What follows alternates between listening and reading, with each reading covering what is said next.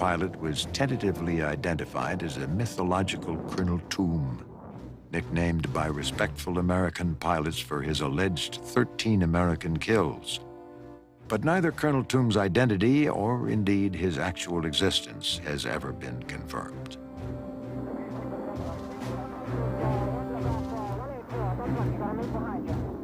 Whoever he was matching Cunningham's every move.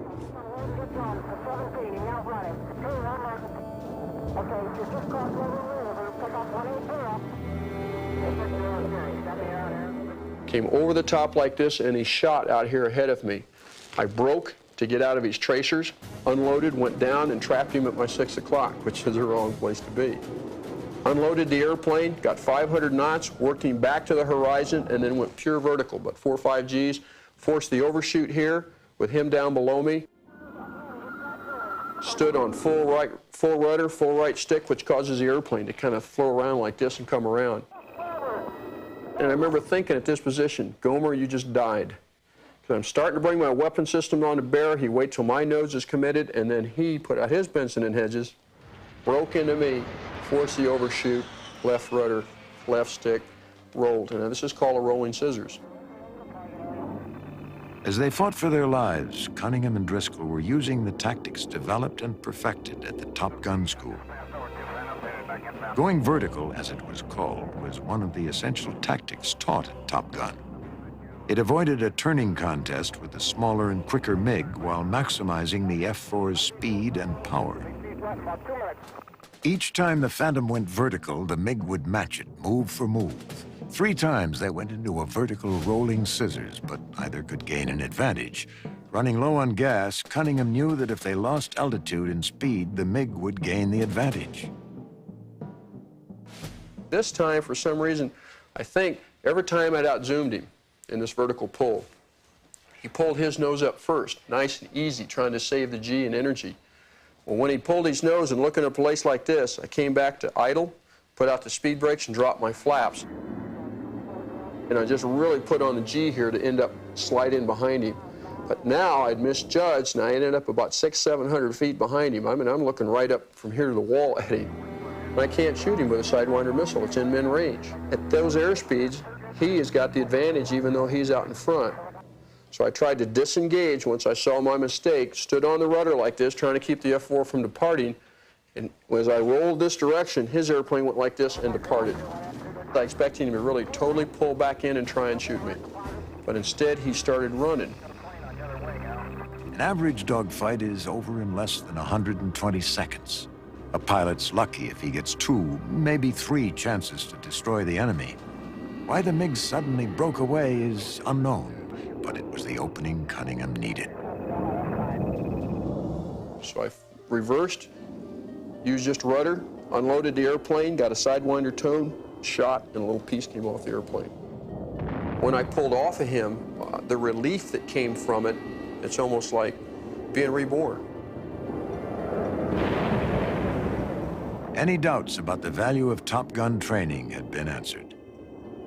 But in that instant when the Vietnamese plane was destroyed and its mystery pilot killed, a new question arose. The key question, though, about the air war has always been whether or not these were just Vietnamese pilots, whether they'd been trained in China or North Korea or in Russia, whether in combat other people flew with them. And there'd been accusations that Russian pilots, that Chinese pilots, that North Korean pilots flew. And Cuban, you left Cuban out. There were a lot of round, blue-eyed individuals involved in the defense of North Vietnam. To think that there was nobody but North Vietnamese up there is a fallacy. The Vietnamese people have a lot of respect and deep appreciation for those comrades who tried to help us prepare for this war. Yet the Vietnamese people did not borrow blood from any communist countries.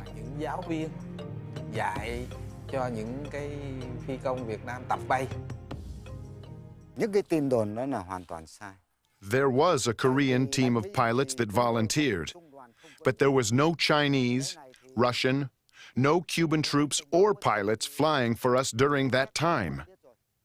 There were no Chinese, Russian, or Cuban pilots in this war. Kể cả bộ binh và không quân đều không có. But questions linger, and the debate continues.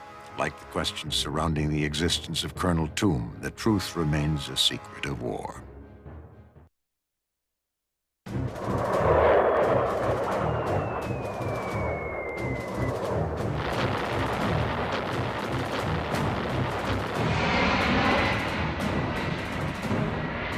After a 4-year hiatus, the bombing of North Vietnam resumed. The North invaded South Vietnam with tanks and conventional forces in the Easter invasion of 1972. President Richard Nixon, elected in 1968, ordered new bombing raids, codenamed Linebacker. Linebacker was the final air campaign against North Vietnam. Its goal was to stop the invasion of South Vietnam by destroying the North Vietnamese Army's supply lines and by bombing Hanoi. There is no doubt in my mind that the American rhetoric that came out of the White House at the time from President Nixon's office, and that they managed to bomb the Vietnamese back to the table in Paris for peace talks, actually has some merit. Linebacker 2, the famous Christmas bombing, lasted approximately 11 days in December 1972 and was the first time in the war that B-52s were used to attack targets in Hanoi and Haiphong. It was President Nixon's response to the diplomatic intransigence of the North Vietnamese, whom he suspected of dragging their feet at the Paris Peace Conference. During the first 3 nights the bombers attacked, they flew in formations of 3, using the same altitudes and ground tracks in evenly spaced intervals.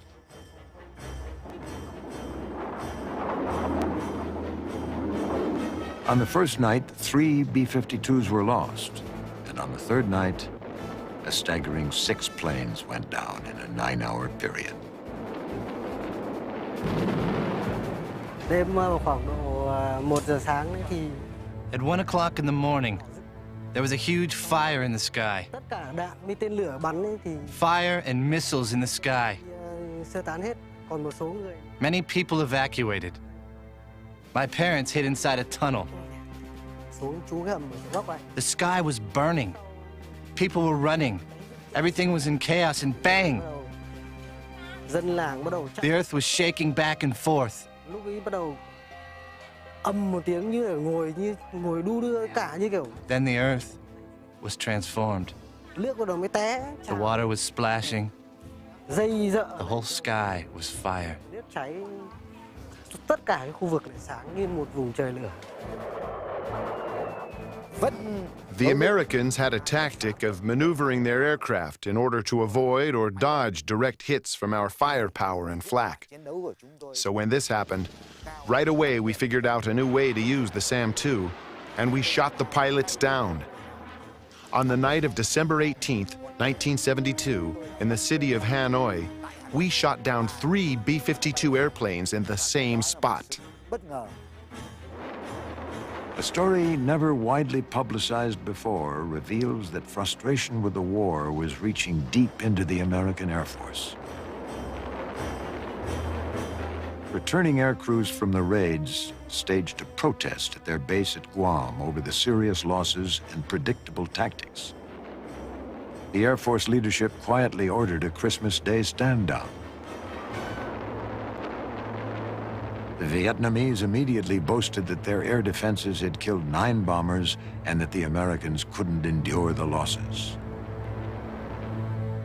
Some historians claim that there was a mutiny or mutinous behavior, an unwillingness to fly any more missions under these conditions, under these strategies. I wouldn't define it as a mutiny. I would define it as a great amount of frustration expressed.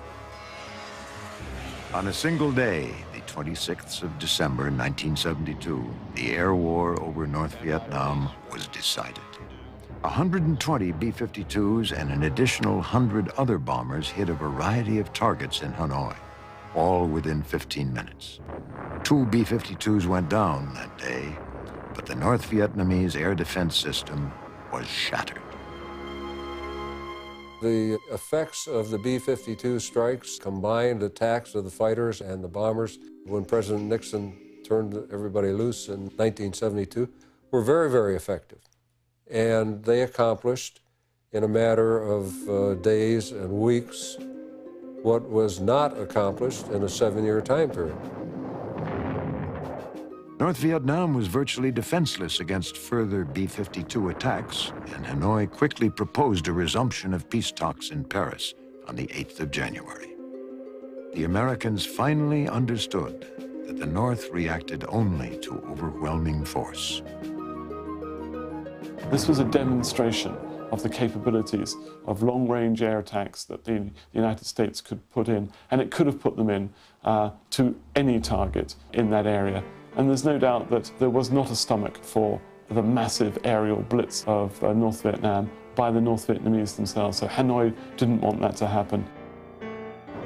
The linebacker strikes were effective, but they came too late to offset the rising tide of American public opposition to the war. The North ultimately understood that the Americans could not sustain the political will necessary to win.